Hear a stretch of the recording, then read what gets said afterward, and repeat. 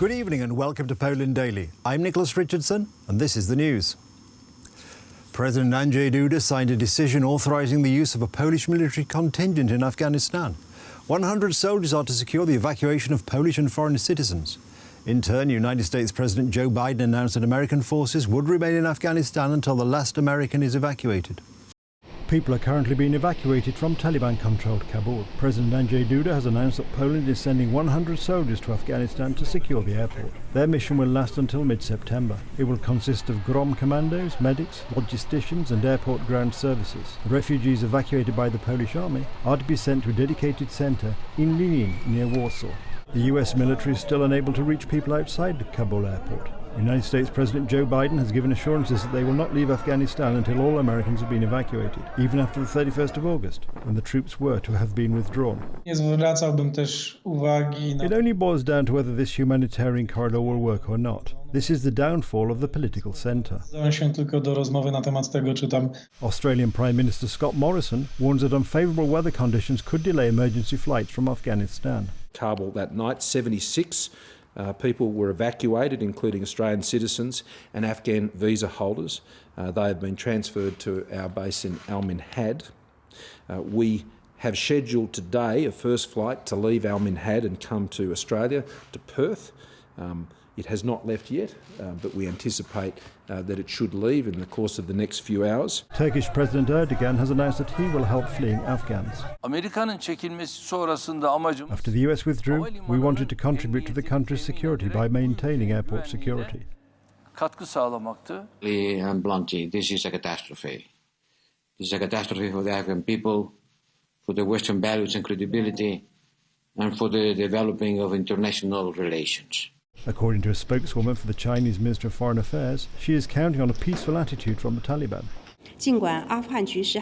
While the situation in Afghanistan is not yet clear, we believe the Taliban will not repeat the past. The Taliban are now more sober and rational than the last time they were in power. The situation in Kabul is still dangerous. The Taliban have been firing weapons. We have been concerned by reports that the anti-Taliban protests in some cities have been met by force, and including the fact that there have been deaths amongst peaceful demonstrators in Jalalabad, and Taliban troops reported to have used gunfire and violence to attempt to control crowds. The most difficult situation is faced by women. Sharia law can strip them of all their civil rights. They feel trapped and intimidated. They hear threats from men in the streets. They're afraid to go to work or school.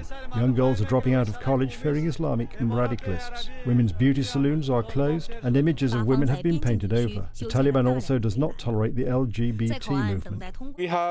We still have 16 million women in Afghanistan, like my sisters who have been abandoned. We have children. We also have a lot of men who work there, who are useful there, and who do not support the stupid Sharia the Taliban talks about. In the last 24 hours, 5,000 Afghans were evacuated, but there are still thousands of people waiting to be rescued. Contrary to earlier assurances, the Taliban have made evacuations very difficult. Armed Islamicists will not even let people with the relevant papers through. On another note, concern has also been raised that Twitter administrators have allowed the Taliban to remain on the social networking sites, despite the fact that the former United States President Donald Trump's accounts remain blocked. Evacuees from Afghanistan landed in Warsaw last night after being flown in by LOT Polish Airlines. Poland has airlifted around 50 people from Afghanistan, only a day after Poland said it had around 100 people on an evacuation list. The Polish Minister of National Defense, Mariusz Błaszczak, said on his Twitter page today, "The plane with people evacuated from Afghanistan has landed safely in Warsaw. Thank you to the soldiers and everyone who was involved in the operation. Poland does not leave its citizens and allies in need. The United States and other Western powers are pressing on with the evacuation from Afghanistan of their nationals and some of their Afghan staff from Kabul airport, from where about 8,000 people have been flown out since Sunday," a Western security official said. Thousands of people have desperately tried to get past Taliban roadblocks and U.S. troops to reach the airport. On Thursday, the Taliban urged crowds of Afghans waiting outside it to return home, saying they do not want to hurt anyone, and this a day after firing at protesters and killing 3. Belarusian government media is conducting a disinformation campaign about a group of migrants who have been camped out for several days on the border with Poland in the vicinity of Usnarz in Podwallachia. The Bielta agency claims that the Polish services brought them there and pushed them onto Belarusian territory. The Białta agency reports that foreigners have unsuccessfully transferred their requests for refugee status and created a camp on the Polish side of the border as a sign of protest. The Belarusian services used similar disinformation the day before yesterday when describing the actions of Lithuania. Asked by Prime Minister Mateusz Morawiecki, the situation on the Polish-Belarusian border is a political game by the regime of Alexander Lukashenko. I sincerely sympathize with the refugees who find themselves in an extremely difficult situation, but it should be clearly stated that they are a political instrument of the Belarusian regime of Lukashenko. Poland will not succumb to this blackmail and will react firmly. The border with Belarus is patrolled by the border guard as well as the military. Yesterday, as many as 138 foreigners tried to get from Belarus to Poland illegally. The over 400-kilometer section of the border is protected by 19 border guard posts. This is about human tragedy. People have been manipulated that the Belarusian border is easy to cross, that it's a quick way into Europe. And most of all, it's luring these people with the promise of Germany. This propaganda continues on various Iraqi forums. Until today, even Belarusian as well as Iraqi travel agencies are propagating these myths. According to Jerzy Nowakowski from the Institute of Eastern Studies, the Polish government faces a dilemma here between human solidarity and the defense against Lukashenko's manipulation.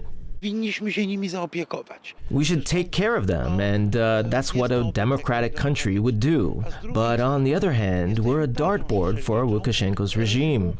These migrants are, through no fault of their own, ammunition for the Belarusian regime. So allowing them in just gives them more ammunition and opportunities for further political escalation. As the border guard has stated, because of the difficult situation, new guarded centers for foreigners have been opened in Biała Podlaska and Czerwony Bór. Talks about new locations are underway. One of the greatest chess players in history, multiple world champion Garry Kasparov, has arrived tomorrow and he will play in Poland for the first time in 28 years. Kasparov will perform a simultaneous exhibition match at the Ustron Chess Festival. Garry Kasparov! Garry Kasparov is probably the best and most recognizable chess champions in history. For a quarter of a century, he was second to none in the world. He began officially representing the Soviet Union at the age of 13. He won his first world title in 1985 at the age of 22. For 17 years, he has been a committed pro-democracy activist and an open critic of Vladimir Putin, for which he has been arrested many times. In 2013, he permanently left Russia and currently lives in the United States. He is involved in the fight for human rights and participates in research on the development of artificial intelligence. At today's press conference, Kasparov complimented Polish chess players. I remember that I'm old enough to remember, that in 1984, Ronald Reagan, during re-election in America, had a speech that was called Good Morning America, like just opening a new era in the country. And it seems to me now that Poland is saying good morning chess, inviting chess to become a really prominent game across the country. According to experts, chess should be a fundamental element of the core curriculum of Polish education. This field of sport, recognized by the Olympic Committee, develops photographic memory, intelligence, teaches analytical thinking, and helps in making difficult decisions under time pressure. Szachy są świetną grą. Chess is an amazing game. It's a game of wits, which gives young people great opportunities. It gives them great foundations for knowledge building, probabilistic thinking, and of thinking outside the box. Możliwości różnego rodzaju rozwiązań.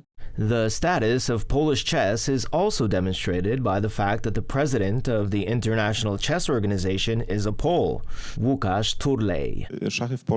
Polish chess is one of the leaders in the world in terms of the number of players as well as their level.